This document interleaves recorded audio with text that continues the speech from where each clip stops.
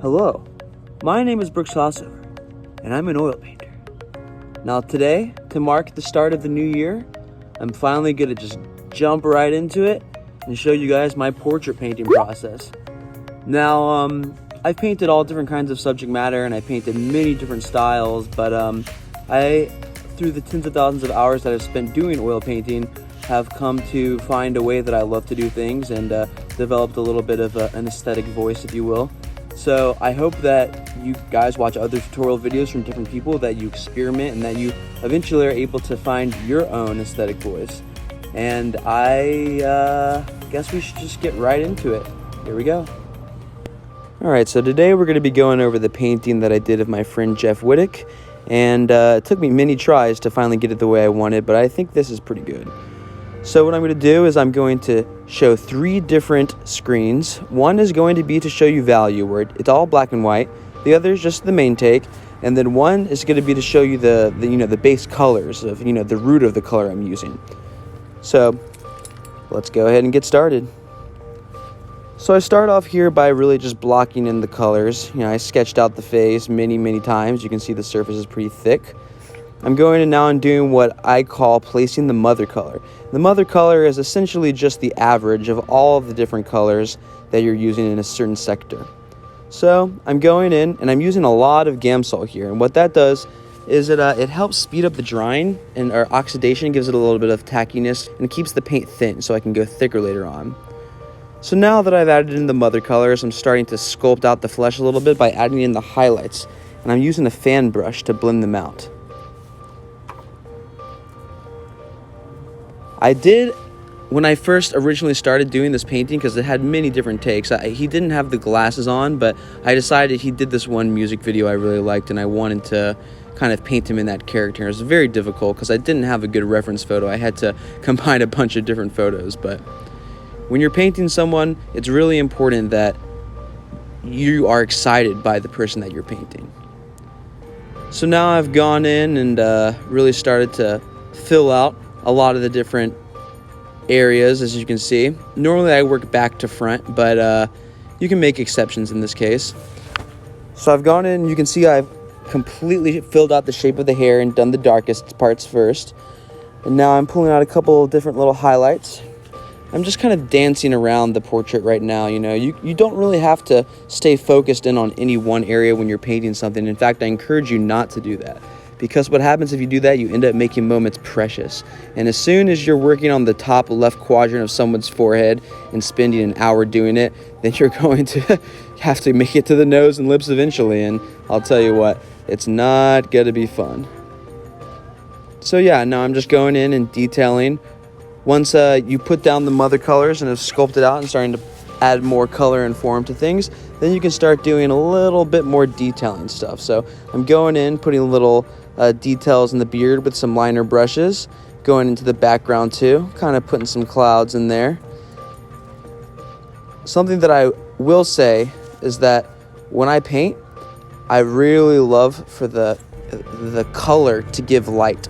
And so right now, as you can see in the middle piece, the skin looks a little bit washed out. So what I'm going to do is I'm going to go into it with a little bit of yellow, maybe some orange, and blue in areas too, to kind of give it some depth, add depth to the picture plane.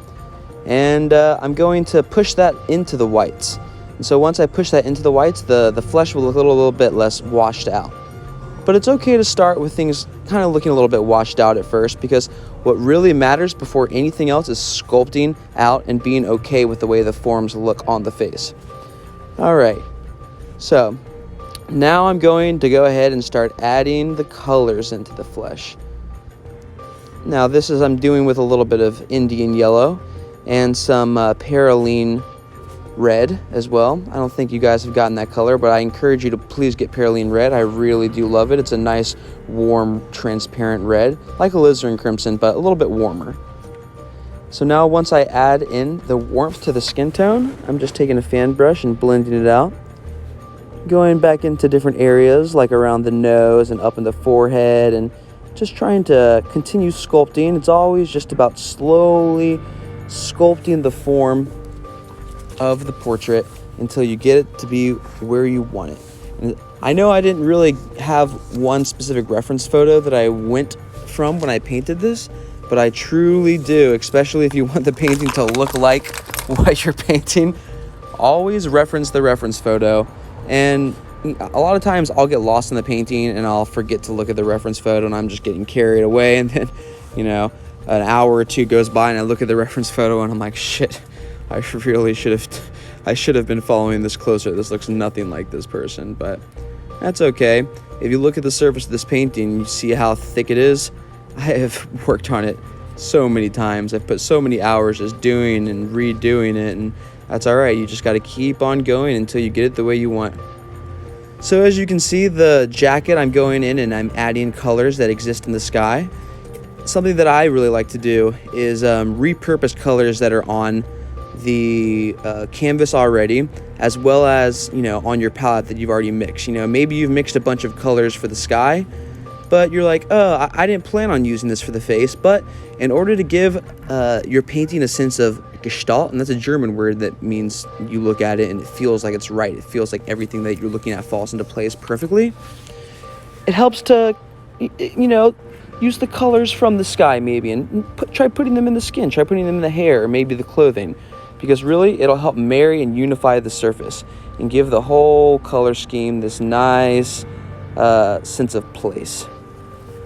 So as you can see, I've continued just going in, and once you add in the colors to the flesh tone, or really anything, you can go back and push form. Push color, push form. And as you can see on the left, the value of things is a little bit different than you might expect. Value is very important to consider. For instance, the color red shows up as black if you do it black and white. But if you look at the color red, it's pretty bright and it pops forward in the picture plane. So if you're not colorblind, then red is a very, very important color to use, especially if you want to bring people's eyes forward. And we'll get a little bit more into color and color theory and its effects on how things are able to move forward and backwards within the picture plane. But for now, I just wanted to give you guys a brief little look into my process of how I make a portrait from the beginning to the end. And I'm very sorry that I put that Camsol bottle there and I fucked up. I'm just now starting to do these time-lapse things, so bear with me here. I want to get better at it, and I really appreciate you guys for watching the video, for being patrons, and hopefully I'll make a lot of more stuff in the new year. And she's a beaut. I'm really happy with how this one turned out. I want to keep it simple, to the point, but really get his character across, and I think I did that.